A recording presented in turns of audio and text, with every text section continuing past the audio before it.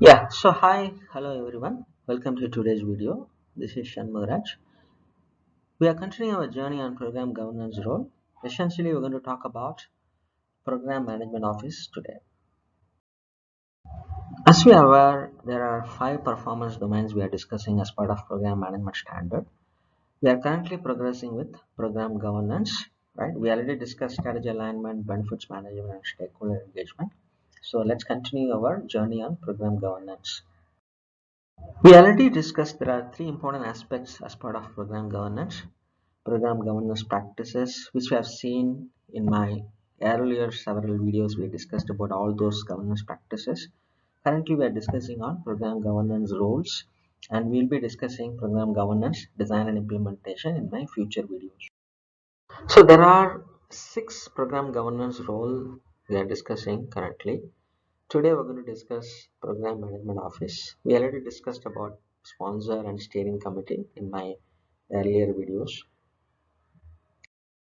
So let us understand what is Program Management Office.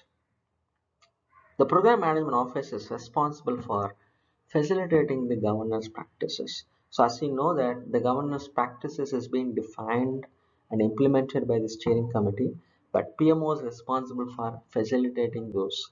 It is a management structure that standardizes the program related governance processes. So these people are responsible for standardizing the governance practices across programs within the organization.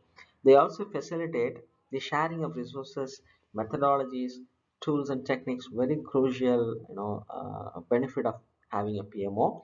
The PMO role may extend to monitoring the compliance to program management practices as well.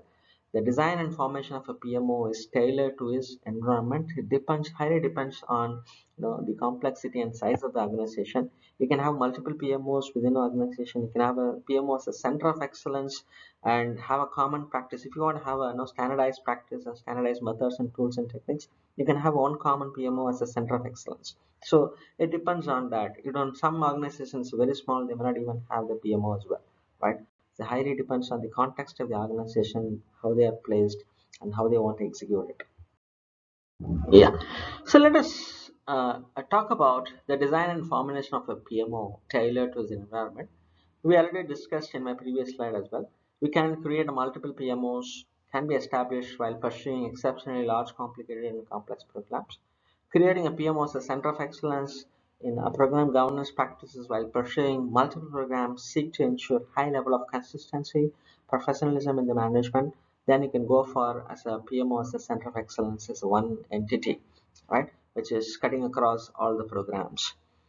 The functions of PMO can be delegated to an individual manager, right? So when the organization is very small, when you don't want to have a PMO as a management structure, your program manager, or you can have someone as a PMO manager with an exceptional understanding of a program management and governance practices, right?